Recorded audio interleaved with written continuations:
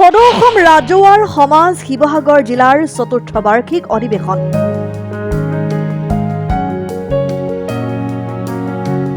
বৰচিলা বাগিচাৰ নপুখুৰী ৰাজহুৱা প্ৰেক্ষাগৃহত এদিনীয়া কাৰ্যসূচীৰে অনুষ্ঠিত হয় এই অধিৱেশনত অংশগ্ৰহণ কৰিছে জিলাখনৰ বিভিন্ন প্ৰান্তৰৰ ৰাজহুৱাৰ সমাজৰ লোকসকলে। পুৱা পতাকা উত্তোলন কৰে সদৌ অসম ৰাজহুৱাৰ সমাজৰ কেন্দ্ৰীয় সভাপতি বিজয় ৰাজুৱাৰে। তাৰ পিছতেই স্মৃতি তৰ্পণ কৰে সদৌ অসম ৰাজহুৱাৰ সমাজৰ কেন্দ্ৰীয় সাধাৰণ সম্পাদক খগেন ৰাজুৱাৰে। স্মৃতি তৰ্পণ কাৰ্যসূচীৰ পিছতেই আৰম্ভ হয় সাংস্কৃতিক শোভাযাত্ৰাত ভালে সংখ্যক লোকে অংশগ্ৰহণ কৰা দেখিবলৈ পোৱা যায়। আজিৰ এই অনুষ্ঠানতেই প্ৰতিনিধি সভা অনুষ্ঠিত কৰি এখন সবল জিলা সমিতি গঠন কৰা হ'ব বুলি উদ্যোক্তাসকলে জানিবলৈ দিছে।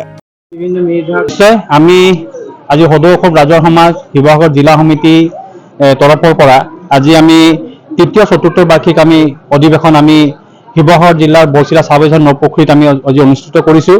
আৰু নিশ্চয়কৈ আমি চাহ জনগোষ্ঠীৰ 108টাৰ ভিতৰত আমাৰ ৰাজহুৱাৰ সমাজ এটা অবিচ্ছেদ্য অংগ।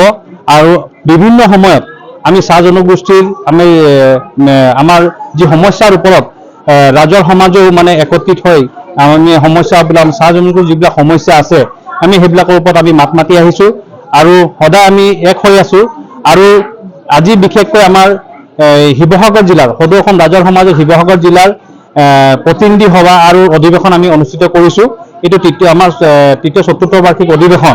এই অধিৱেশনত আজি আমাৰ শিৱসাগৰ জিলাৰ প্ৰায় 11টা প্ৰাথমিকৰ পৰা প্ৰতিনিধি ইয়াত আজি উপস্থিত হৈছেহি। আজি আমি আমাৰ কাৰ্যসূচী হিচাপত আমাৰ পতাকা উত্তোলন, আমাৰ জাগৰ স্থাপন, আমাৰ স্মৃতি তৰ্পণ আৰু বিশেষকৈ এক বিশাল শোভাযাত্ৰা আমি ইয়াত প্ৰায় শ ৰাইজ আমি ইয়াত অনুষ্ঠিত হৈ গ'ল। এতিয়া আমাৰ এটা আকৰ্ষণীয় আৰু আমাৰ মানে বিশেষকৈ ডাঙৰ আমাৰ যিটো আমাৰ শিৱসাগৰ জিলাৰ মূল প্ৰতিনিধি সভাখন আমি অনুষ্ঠিত কৰিম। সেই সভাখন আমি খন্তেক পিছতে আমাৰ আৰম্ভ হ'ব। আমাৰ প্ৰতিনিধিবিলাক আহি পাইছেহি। গতিকে আমি শিৱসাগৰ জিলাৰ মানে সমূহ ৰাইজে যি আমাৰ এই সহায় কৰিলে আমি কেন্দ্ৰীয় সমিতিৰ তৰফৰ পৰা আৰু আমাৰ বিশেষকৈ আমাৰ মানে শিৱসাগৰ ৰাইজৰ তৰফৰ পৰা আমি সকলোকে আন্তৰিক ধন্যবাদ জ্ঞাপন কৰিছোঁ। যিহেতু নিশ্চয় আমি এই সমিতিখন বিশেষকৈ আমাৰ মূল উদ্দেশ্য হ'ল আমাৰ চাহ জনগোষ্ঠী জাতীয় মহাসভাৰ প্ৰায় আমাৰ 86টা জাতি এতিয়ালৈকে আমাৰ মানে 96টা জাতি আমাৰ মানে ৰেজিষ্ট্ৰেশ্যন হৈছে। তাৰে ভিতৰত আমাৰ ৰাজহুৱাৰ সমাজো আছে। আৰু আমি বিচাৰিছোঁ প্ৰতিটো সমাজ যেতিয়া সক্ৰিয় হৈ উঠিব তেতিয়াহ'লে সমাজখন বিভিন্ন দিশত শিক্ষাৰ ক্ষেত্ৰতে হওক, অন্যান্য ক্ষেত্ৰতে হওক, আমাৰ সামাজিক দিশতে হওক আমাৰ আগবাঢ়ি যাব। গতিকে আমি ৰাইজক মানে একত্ৰিত কৰাৰ উদ্দেশ্যেৰে আজি মানে শিৱসাগৰ জিলা সমিতিখন গঠন কৰিছোঁ আৰু এটা কটকটীয়া সমিতিখন গঠন হ'ব। এই সমিতিখনে পৰৱৰ্তী সময়ত ৰাজহুৱা সমাজৰ লগতে আমাৰ চাহ জনগোষ্ঠীৰ সমাজখনক মানে বিভিন্ন দিশত আগুৱাই লৈ যাবৰ বাবে আমি আশা কৰিছোঁ। আজি সদৌ অসম ৰাজহুৱাৰ সমাজৰ এই স্থলীত মানে অধিৱেশন হৈছে আৰু ইয়াত এই অধিৱেশনতে আজি প্ৰায় 11টা আঞ্চলিকৰ পৰা আহি কমিটি গঠন হ'ব। যিহেতু আপোনালোকে জানে আমি প্ৰায় 9টা জিলাত ৰাজহুৱাৰ সমাজে বসবাস কৰোঁ, তাৰে শিৱসাগৰ জিলা।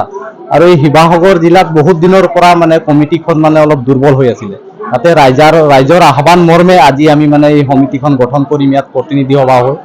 আৰু এই কমিটিখনে কিন্তু আমাৰ ৰাজহুৱাৰ জাতিৰ ভাষা, সাংস্কৃতিক অন্যান্য দিশত কিন্তু এই কমিটিটো এক শক্তিশালী ভূমিকা গ্ৰহণ কৰিব। আৰু এই শক্তিশালী ভূমিকা গ্ৰহণ কৰিলেই আপোনালোকে জানে চাহ জনগোষ্ঠীৰ এক অবিচ্ছেদ্য অংগ ৰাজহুৱাৰ সমাজ। চাহ জনগোষ্ঠীৰো এক মানে উন্নতি হোৱাৰ লগে লগে অসমখনৰো মানে এক বিকাশ ঘটিব। নাজিৰাৰ পৰা ৱাহিদ আলীৰ ৰিপৰ্ট, অসম টাইম।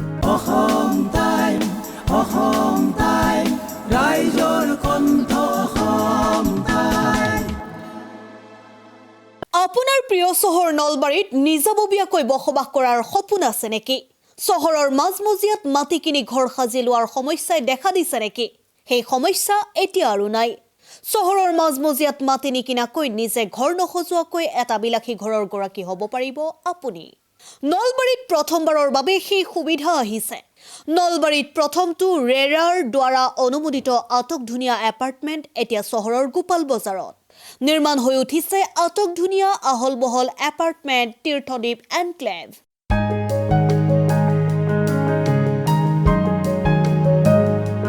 চহৰৰ গোপাল বজাৰৰ DIC পথত নিৰ্মাণ হৈ উঠিছে তীৰ্থদ্বীপ এনক্লেভ এপাৰ্টমেণ্ট। 2টা আৰু 3টা আটকধুনীয়া শুৱনি কোঠাযুক্ত সপোনৰ ঘৰ। যথোপযুক্ত গাড়ী পাৰ্কিঙৰ সুবিধা, নিৰিবিলি পৰিৱেশ, যাতায়াত আৰু যোগাযোগৰ উপযুক্ত সুবিধা।